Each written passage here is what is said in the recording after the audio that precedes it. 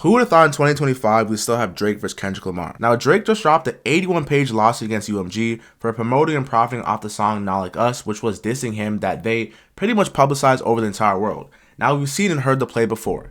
Drake lost the rap battle, he's mad that Kendrick Lamar was embarrassing him, and he just can't hold the L. But there seems to be a deeper play at hand because Drake first sued UMG and people thought Drake was out of his mind, he's doing too much, accept the L, this is a billion-dollar company, this isn't going to work. Now, Drake actually reached a settlement yesterday that we thought, okay, Drake doesn't want smoke, he left it alone. But Drake actually reached a settlement with the Spotify UMG versus him just so he could get the ISO point against UMG. Now, Drake is being sued, or should I say suing UMG for pretty much profiting off the song Not Like Us, which tarnished his reputation and made him not likable in the media eye. Now, sure, is Drake still good at music? Yes, he is. But when it comes to his marketability, it's took a little hit because Kendrick Lamar created a hit jingle called him Pedophile. Now, Drake and his team started this documentary, or should I say this indictment, saying, a single lie can destroy a reputation of integrity while it takes years to build. A reputation can ruin it within 5 minutes. Now, after hearing Not Like Us, I'm pretty sure that song was 4 minutes, and that song easily, I don't want to say easily, but definitely contribute to the way that people view Drake. And I don't want to say it was the final straw because Drake is still here, but it definitely did some damage. Now, the Drake lawsuit talk about the situation, I'm just going to give it a quick rundown because I do have a more serious video coming, but I wanted to get this out in the meantime. In the middle of the night on May 7, 2024, an armed group of assailants drove up to the Toronto house in which Drake and his family resided. Drake was inside, and the car stopped in front of the residence, and someone yelled, "Fuck Drake." At least one gunman began to open fire. One bullet went through the security gate and hit Drake's front door. Another bullet struck and wounded a security guard, who also was one of Drake's friends. While the car drove away, Drake and others in the house summoned help for the security guard and did everything possible to keep him alive. On May 8, 2024, a different intruder used his bare hands to dig a hole under the security fence surrounding Drake's Toronto house. He managed to dig deep enough to squeeze through and enter Drake's property. Fortunately, Drake's home security guards caught him before he was able to cause any physical harm. Now, although the trespasser managed to yell racist slurs and threats against Drake before being escorted off the property. Now, the whole case that Drake's team is trying to build, that Drake's life has pretty much been in the public eye for the last 2 decades, and people now know where he lives because of this hit record that Kendrick Lamar put out. And that was also one of the things I felt Drake was at the biggest disadvantage when it came to this beef, because just being honest, we know Kendrick Lamar is a musician, Good Kid, Mad City, Pimp a Butterfly, etc., etc. Damn, all the albums that he's put out, right? Even Section 80 back in those earlier days. But we don't really know much about Kendrick's personal life outside of what he puts in his music, right? He's almost been a very reserved individual, and despite him being a mega rap star. But when it comes to Drake, Drake's life has pretty much been on public display since he was a child. You know, he was a child actor in Degrassi. He started making music with Young Money and CMG. And we pretty much seen Drake in the limelight for the past 20 years. So when it came to causing the disses of even like the young people liking him, you know, the Millie Bobby Brown situation where he's taking pictures with her and she's saying, "Oh, I text Drake all the time," or he texts me, it made it really easy for Kendrick Lamar to build the narrative that Drake is a creep because why are you close with this child? Because, you know, for her as the child, she's so happy to be in, you know, contact with Drake, and it's all about perception, how you take it. But it just became so much easier that for Kendrick Lamar to have that angle because Drake's life was on full display. UMG is the world's largest music company and also the music company that represented Drake for over a decade. Yet on May 4, 2024, UMG approved, published, and launched a campaign to create a viral hit out of a rap track that falsely accused Drake of being a pedophile and calls for violent retribution against him.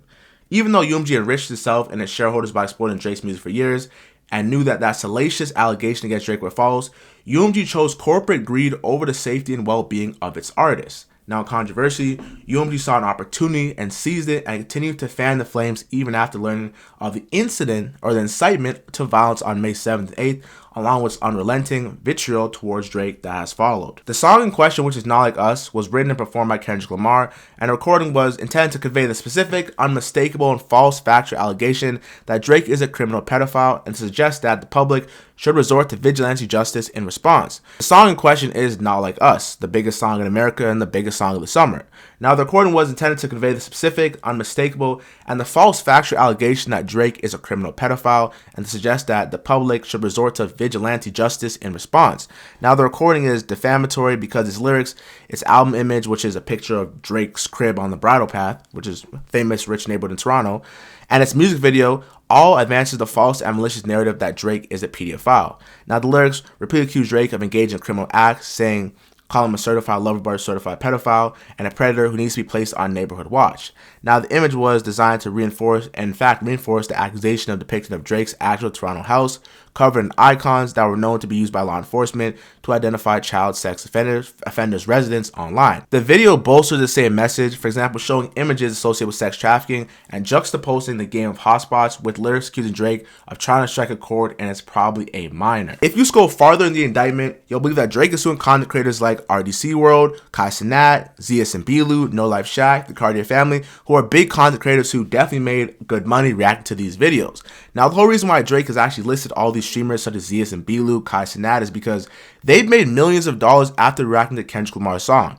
Now, I don't know if you ever make YouTube videos or at least watch or heard creators tell their story, but YouTube and all these UMG, these Interscope, these big music corporations, if you use more than 5 seconds of a song, they're copywriting your ass and your entire video is getting red marked and you're not making any money. But they whitelisted all these creators' videos and let them actually make tens of thousands, and I'm not going to say millions because, whatever, but they made good money off these reactions that could have never been allowed before. And these companies never let anybody react to their stuff. UMG is the most money-hungry, greedy institution in music because they're the biggest, right? And they never let anyone else react to their music and get paid from it. Like, you fighting UMG is always losing battle, but they whitelisted the song on any platform, so that's why everybody was reacting to it universally. So Drake is saying, hey, you already made this big song that's defaming me. I have this record deal that I'm trying to renegotiate in 2025, that I'm trying to still renegotiate with you, and I'm in the heat of a battle. And then you're then letting these creators who can't react. Think about it. Drake can't even upload music if it's not approved by his label. That's why most of the stuff that he uploads either gets taken down or he has to put on Instagram. And he's saying, hey, you're letting these content creators who literally react to my stuff for free get thousands of dollars when that's not how it goes, just because you're letting him take down, or letting my op take down me in a song that's, calling me a pedophile and pretty much making it bigger than what it already is. Drake's team will make it very clear in the lawsuit that they are not suing Kendrick Lamar, who is the artist that created Not Like Us. They're entirely suing UMG, which is the music company that published, promoted, and exploited and monetized an allegation that they knew was false and was very dangerous, but didn't care at the time because it was hot. Now, we all know record labels exploit death culture from street rappers, etc., etc. But this is a different type of exploit that Drake felt like, hey, I'm the biggest star here. I made you guys all this money. I'm up for a $500 million, $500 million record deal in 2025, and you guys are letting them slander my name because it's going to benefit you when it comes to renegotiation. UMG's greed yielded real-world consequences. As described below, it was just 3 days after UMG originally published the recording and image that Drake was targeted at his Toronto house by armed intruders in the 2024 equivalent of Pizzagate. Now, the online response was similarly violent and hateful, as an avalanche of online hate speech has branded Drake as a sex offender and a pedophile, amongst other epithets. Public commentary has repeatedly used false claims that Drake is a pedo and a sexual abuser on the level of Weinstein, which is Harvey Weinstein, Diddy, and Jeffrey Epstein, who trafficked children in shipping containers and harbors convicted sex offenders in his Toronto home. In his dark response to UMG's publications, social media users will call the Federal Bureau of Investigation, the FBI, to pretty much come to this point and lock up Drake. And even the public response to recordings will come to unfold on and offline, and recent flyers were even plastered all over the city of Toronto, where Drake and another Canadian YouTuber, Jack Denmo, who was sentenced to 3 years in prison, were pretty much put on a post together saying the Canadian sex offender predators gotta stick together. Now, with all these claims out against Drake's name, it was simply not safe for him and his family, is what the document, or should I say the lawsuit, is saying, that he had to pull Adonis out of his elementary school that he goes to in Toronto, and that he had to, move his kids somewhere else, as well as his, his BM, because people were shooting at him and taking, very crazy extents to go to try and harm him. UMG would then admit that they understand how dangerous and serious that these false allegations are. However, they hesitated to take any legal action against their accuser, which was one of their artists, Kendrick Lamar. Now, just last year, UMG and Drake, or should I say UMG and Lucian Grange, who's the owner of UMG, were accused of aiding and abetting Sean P. Diddy Combs because he was the person who was, accused of running all the sex rings, and Diddy is labels under UMG as well. Now, sure, Grange, which is Lucian Grange, would say in a little cryptic message that a single lie can destroy reputation of integrity, and while it takes years to build a reputation, it can be ruined in 5 minutes, just like how I read and started the video. This is what Lucian Grange said about himself when he was being accused of being involved in Diddy's malicious and nasty ways of running the sex drug ring, and at least allowing it because Diddy was signed on his label. And I guess what Drake's team is alluding to, which is by assumption, is that, hey, You did this when someone came at you. I get you're the owner of the label and you don't want any nastiness on your name, but listen, someone accused you of being involved in all this sex trafficking that Diddy's into, and you said, hey, it takes years to build a reputation.